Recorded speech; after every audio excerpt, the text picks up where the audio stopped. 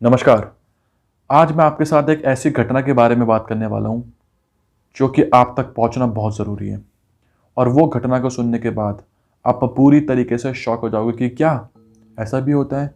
क्या हम इंसानों के बीच में रह रहे हैं या फिर ये इंसान अब धीरे धीरे कर कर एक दैत्य, एक डेविल बनता जा रहा है। ये घटना है अब्रॉड की, इंडिया की नहीं है, बाहर देश की है। ये कहानी है उस लड़की की जिसके पास सब कुछ था लेकिन अब उसके पास कुछ भी नहीं है।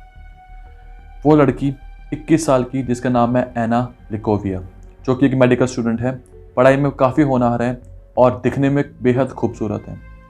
उसके इंस्टाग्राम पे करीब 9,000 फॉलोवर है और उसको बताया जा रहा था कि वो एक आने वाली सोशल मीडिया इन्फ्लुएंसर या फिर सोशल मीडिया स्टार बन सकती थी। वो ना भी इंस्टाग्राम मॉडल थी। और यही नहीं, उसकी माँ, जो कि मात्र 40 साल की थी और वो अपनी माँ के साथ बड़े खुश ज़िंदगी जीती थी। उसकी माँ उसका बहुत ध्यान रखती थी। एक दिन क्या हुआ, एना अपने घर पर थी और उसकी माँ अचानक आ जाती है। और जब उसकी माँ कमरे में घुसती है तो वो देखती है कि उसकी बेटी यानी कि एना ड्रग्स ले रही है, नशा कर रही है और इस कदर ड्रग्स के नशे में चूर है कि उसको कोई होश हवास ही नहीं है कि वो कहाँ है, क्या कर रही है। जब एना की माँ देखती है कि उसकी बेटी अब हाथ से निकल रही है और वो ड्रग्स में बुरी तरीके से लिप्त हो चुकी है, तो वो अपनी बेटी को रिहैब सेंटर जाने को बोलती है। रिहैब सेंटर बोले तो नशा मुक्ति केंद्र हिंदी भाषा में। तो वो बोलते कि चलो अब रिहैब जाना पड़ेगा आपको, क्योंकि आप बुरी तरीके से नशे में लिप्त हो चुके हो। लेकिन एना इस बात का विरोध करती है और बोलती है कि मुझे नहीं जाना, मुझे नहीं जाना, मुझे नहीं जाना, नशे में चूर होकर। लेकिन उसकी माँ इस बात पे अड़ जाती है और बोलती है कि आपको रिहैब जाना ही पड़ेगा, तभी आप ठीक हो पाओगे। अभी आप मात्र 21 साल के हो और आपके आगे पूरा जीवन बचा हुआ है। लेकिन इस बात को सुनकर एना इतना गुस्सा हो जाती है कि वो अपनी माँ को धक्का देती है। और धक्का देने के बाद जिस नाइफ से वो मेडिकल स्टूडेंट एना अपना काम करती है, ऑपरेशंस को अंजाम देती है, उसी नाइफ से अपनी माँ का बीच में से चीरा मारती है और दिल बाहर निकाल देती है। जी हाँ, दिल बाहर निकाल देती है। और ना ही सिर्फ दिल, लंग्स और इंटेस्टाइन, आंतड़ियाँ भी बाहर निकाल देती है। वो भी तब जब उसकी माँ जिंदा होती है, जब उसकी माँ के अंदर जान होती है। वो चिल्लाती है, रोती है, लेकिन इससे एना के अंदर कोई फर्क नहीं पड़ता, कोई भी दया नहीं आती है और वो मारती रहती है, मारती रहती है और सब कुछ निकाल देती है। और वो भी कब, जब वो नशे में चूर होती है, ड्रग्स का नशा।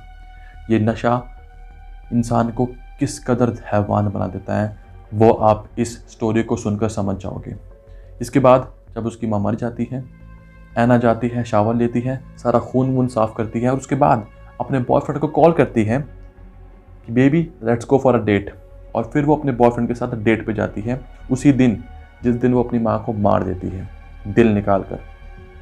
इसके बाद जब पुलिस वहाँ पहुँचती है और देखती है कि उस घर में कोई नहीं है, सिर्फ एना की माँ प्रसीविया, जो कि अब इस दुनिया में नहीं है, और वहाँ पे कोई और सस्पेक्ट नहीं होता एना के अलावा, तो एना को पुलिस अरेस्ट कर लेती है। उसके बाद कमाल की बात तो ये है जो अब मैं आपको बताने वाला हूँ। जब एना को अरेस्ट कर लिया जाता है, उसके बाद जब एना को कोर्ट के सामने पेश किया जाता है, तब वो लेटी हुई होती है, एक बेंच पे लेटी हुई होती है।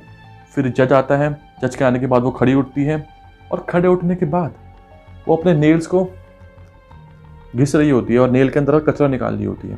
कैन यू इमेजिन, जज के सामने नेल के अंदर कचरा निकालना और नेल को घिसना। इसके बाद एक रिपोर्टर आता है, वो पूछता है कि एना तुमने अपनी माँ को क्यों मारा। तो एना बोलती है गुड बाय, हा हा हा हा हा हा, और वो चली जाती है। मतलब ये नशा, ये ड्रग्स, ये इंसान को किस कदर हैवान बना देता है कि उसको होश ही नहीं रहती कि वो कर क्या रहा है या कर क्या रही है। कोई होश नहीं होती कि क्या होगा। अब क्या हुआ, माना कि उसके फॉलोअर्स पहले 9,000 थे, फिर 11,000 हुए और अब जब मैं वीडियो बना रहा हूँ तब उसके फॉलोअर्स 16,000 हो चुके होंगे। लेकिन जब मैंने इंस्टाग्राम पे ढूंढा उसको तो वो मुझे इंस्टाग्राम पे नहीं मिली, अब नहीं मिली। और वो इसलिए क्योंकि अब उसका इंस्टाग्राम डिलीट हो चुका है। तो आप लोग जाके ढूंढना मत, आपको नहीं मिलेगी उसकी आईडी। तो ये पल दो पल का फेम, ये सोशल मीडिया की लाइफ जितनी आपको कूल दिखती है, ये इतनी कूल होती नहीं है। लोग शो ऑफ करते हैं, लोग अपनी चीज़ें दिखाते हैं आपको कि देखो मैं ऐसी लाइफ जी रहा हूँ, मैं वैसी लाइफ जी रहा हूँ, लेकिन अंदर से वो खोखले होते हैं। उनका बेस मजबूत नहीं होता। वो सिर्फ चमकाते हैं, चीज़ों को दिखाते हैं आपके सामने।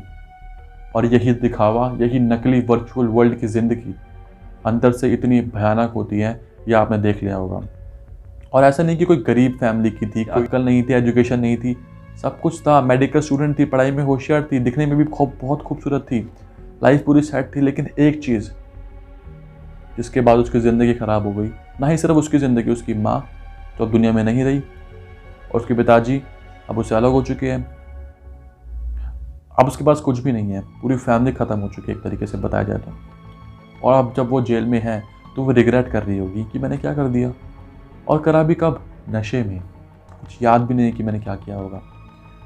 तो अब पूरी ज़िंदगी रिग्रेट करने का क्या फ़ायदा जब आपने सब कुछ गंवा दिया, अपनी माँ को भी, अपनी ज़िंदगी को भी, जो आपके पास बची थी, क्योंकि आप मात्र 21 साल के थे।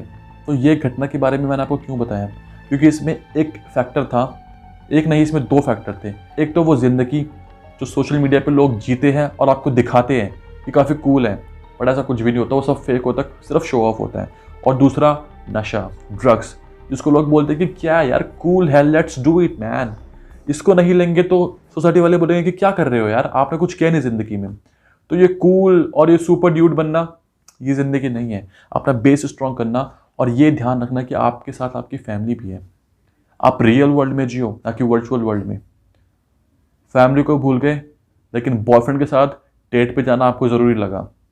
माँ को मार दिया, लेकिन आपको रिहैब नहीं जाना, आपको ड्रग्स नहीं छोड़ने। तो ये क्या है? ये खोखलापन नहीं तो और क्या है?